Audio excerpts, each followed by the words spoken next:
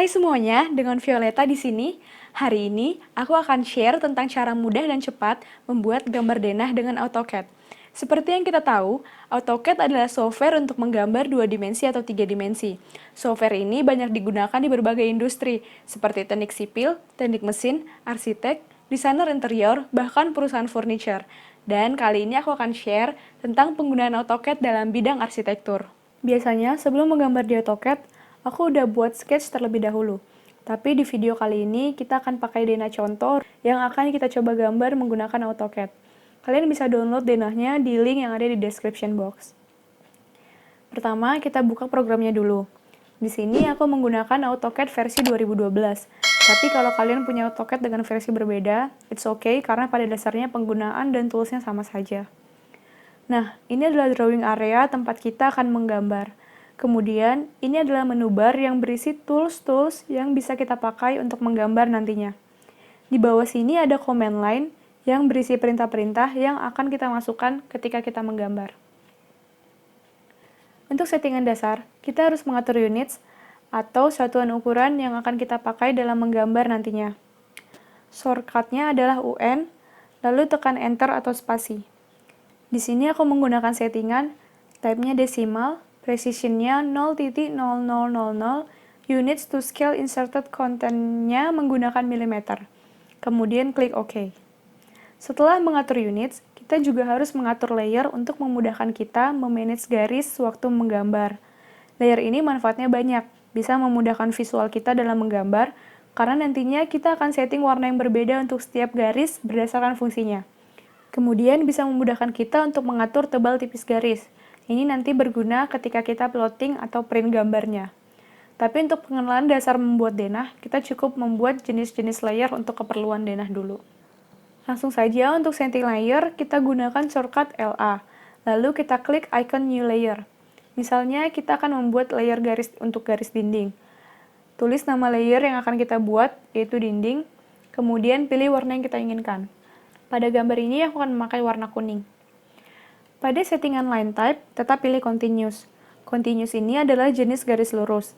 Jenis garis yang lain bisa kita gunakan untuk keperluan garis lainnya, misalnya garis putus-putus untuk menggambar garis atap, atau garis titik garis untuk menggambar garis potongan. Settingan line weight mengatur tebal tipis garis.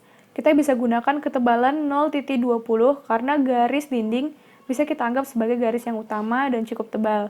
Nanti tebal tipis garis ini bisa kita sesuaikan dengan selera kita ketika gambar di print. Namun untuk settingan gambar dasar cukup begini saja. Setelah itu kita bisa membuat layer garis seperti garis kolom, garis bata, garis arsir, garis teks, garis atap, garis kusen, dan lain-lain. Layer ini juga sering disetting lebih awal dan di-save sebagai template. Jadi ketika kamu akan mulai menggambar di AutoCAD, kamu tidak perlu membuat layer-layer ini lagi dari awal. Oke, kalau unit sudah sesuai dan layer sudah dibuat, kita mulai menggambar denahnya. Dalam menggambar, biasanya aku mulai dari membuat kolom dan dinding terlebih dahulu. Untuk rumah satu lantai, di sini kita menggunakan kolom 15x15. Pertama, kita aktifkan dulu layer kolomnya. Lalu buat rectangle dengan shortcut REC, kemudian masukkan ukuran 15x15. Selanjutnya, kita bisa arsir kolom dengan simbol concrete atau beton. Aktifkan dulu layer arsirnya, lalu buat arsiran dengan shortcut H, lalu kita bisa pilih jenis arsir yang kita gunakan di menu Hedge Pattern.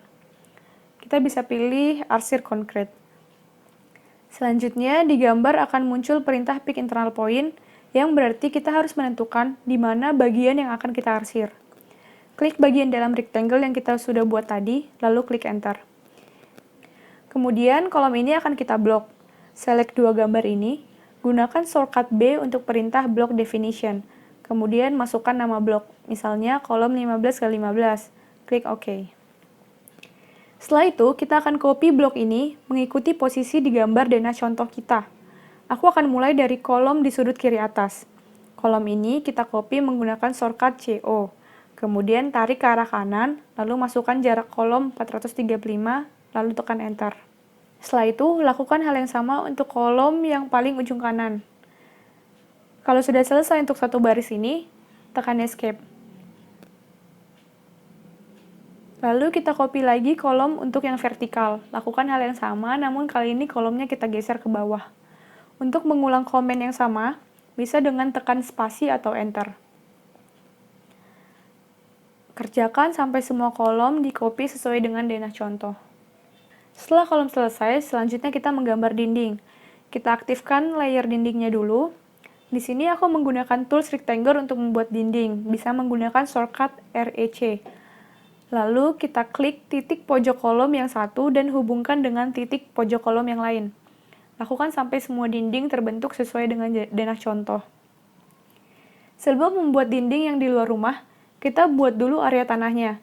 Di sini aku menggunakan polyline atau bisa dengan shortcut PL. Kemudian klik di mana kita mau memulai garis. Tarik garis ke atas, masukkan ukuran 300. Tarik garis ke kiri, masukkan ukuran 800. Lalu lanjutkan sampai seluruh area tanah terbentuk. Untuk membentuk carport, kita bisa membuat garis dengan menggunakan tools line atau shortcutnya itu L.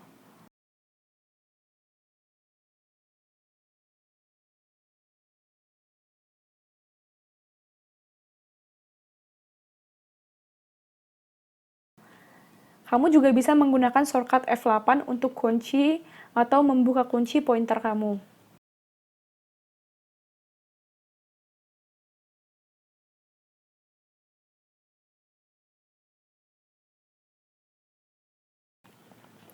Lalu jangan lupa juga untuk menggambar garis-garis taman depan.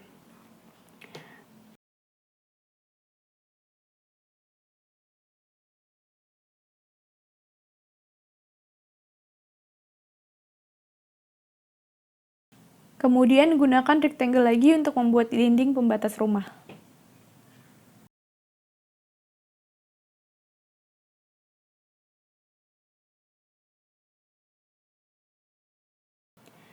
Kita lanjutkan dengan membuat kusen. Biasanya supaya lebih cepat, aku udah save kusen dan jendela ke dalam bentuk blok. Namun kali ini kita belajar dari dasar membuatnya dulu. Aktifkan layar kusennya, lalu gunakan polyline seperti tadi membuat garis tanah. Lalu ikuti ukuran kusen pada gambar contoh. Untuk detail ukuran kusen dapat kalian download di link yang ada di description box.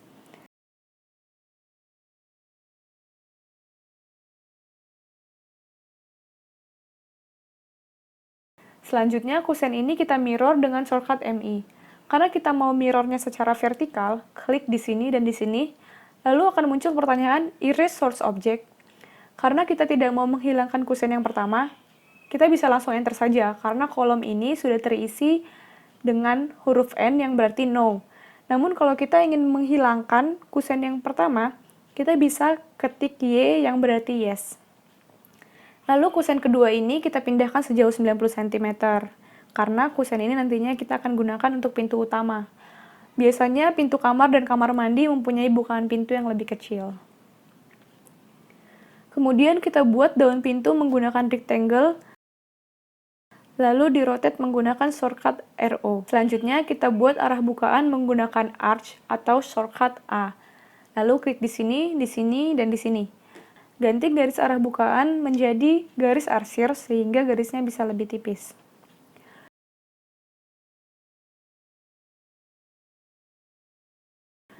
Untuk membuat kusen kamar tidur, lebar bukaan bisa kita stretch lebih kecil 10 cm. Kemudian daun pintunya juga. Lalu arah bukaannya aku buat ulang.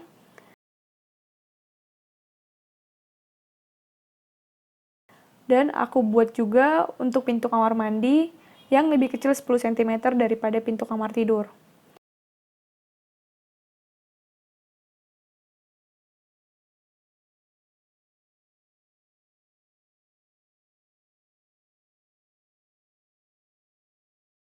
Nah, kusen ini aku blok masing-masing dan aku masukkan ke dalam denah.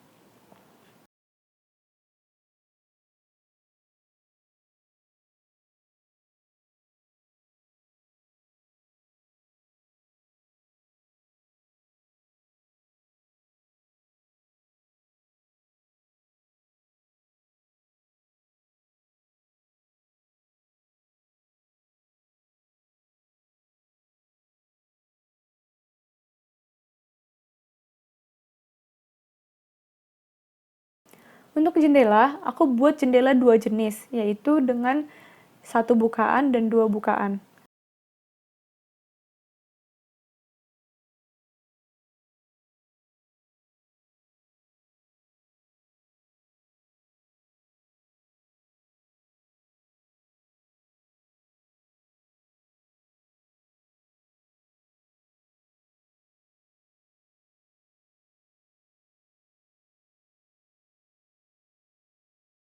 Lalu jendela-jendela ini kita blok, kita masukkan juga ke dalam denah.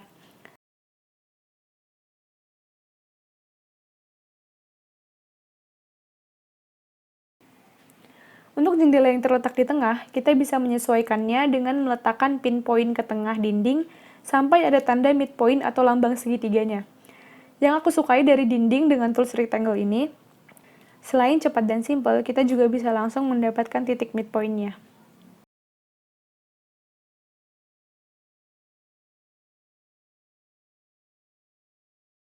Nah, untuk pintu utama, karena kusen pintu dan jendelanya itu nyatu atau gandeng, aku ekspor dulu masing-masing pintu dan jendelanya, lalu aku satuin seperti ini.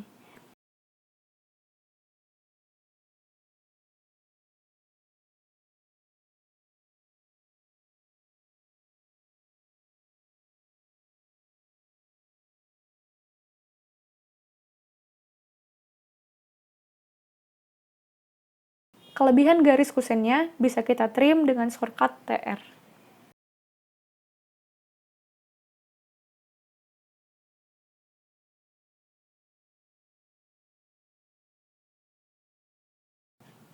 Nah, garis besar denah kita sudah jadi.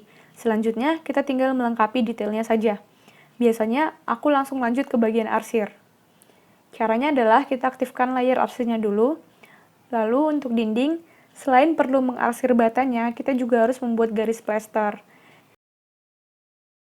Cara praktis yang biasa aku lakukan adalah dengan menggunakan tools multiline atau bisa dengan ketik shortcut ML, lalu pilih justification dengan ketik J, lalu pilih zoom dengan ketik Z, lalu pilih scale dengan ketik S.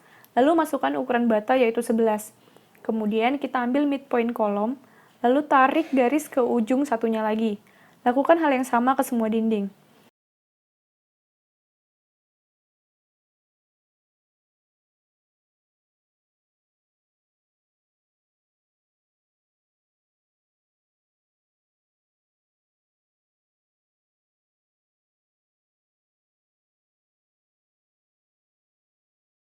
Kemudian kita tinggal hatch pasangan batanya. Gunakan shortcut H, pilih pattern bata, kemudian kita select semua pasangan bata yang harus di-hatch. Lalu sesuaikan skala arsiran jika belum sesuai.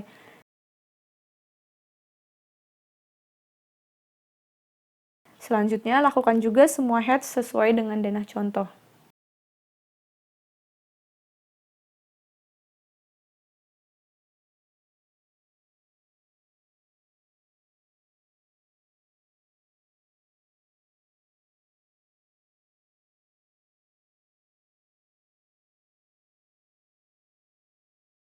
Lalu kita masuk ke bagian furniture.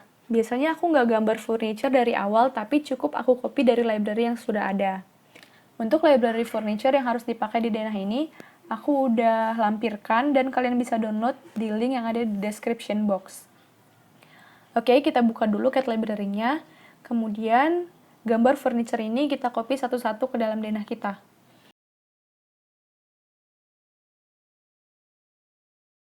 Jangan lupa juga untuk mengganti layer garisnya ke garis layer furniture. Gunakan shortcut MA untuk mengcopy jenis layer dari garis yang sudah kita buat sebelumnya.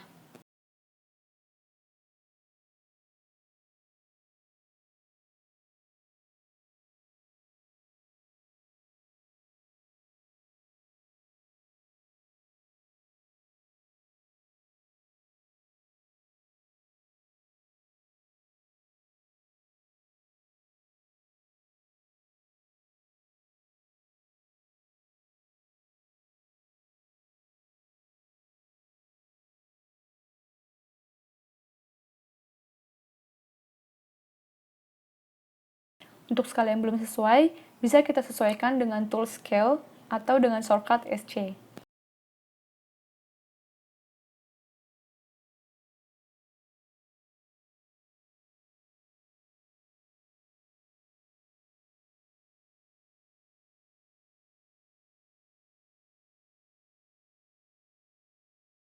Yang terakhir adalah melengkapi nama ruangan. Untuk nama ini, biasanya aku menggunakan atribut definition. Pertama, kita aktifkan dulu layer teksnya. Lalu, aku bikin kotakan teksnya dengan rectangle. Ukurannya itu 160 kali 30.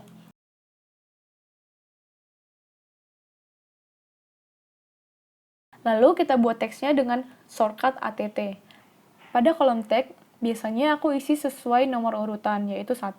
Kemudian untuk prompt, isi dengan nama ruang. Justification-nya kita bisa pilih center. Text style-nya boleh isi dengan standar dan text height-nya kita isi 15. Kalau semua settingan sudah selesai, kita klik OK. Lalu letakkan teksnya di tengah kotak tadi. Setelah itu kita bikin lagi teks kedua untuk keterangan FFL atau ketinggian lantainya.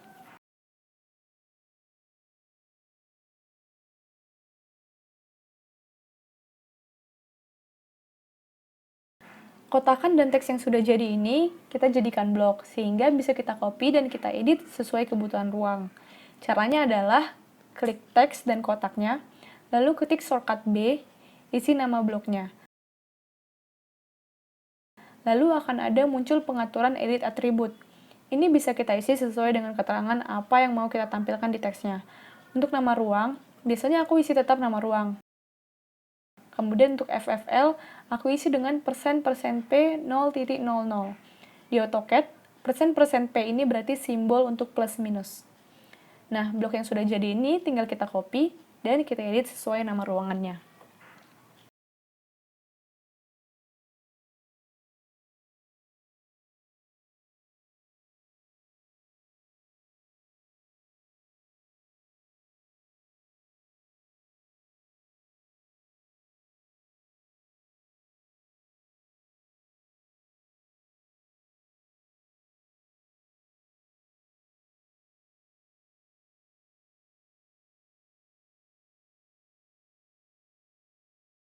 Secara garis besar, denah kita sudah selesai.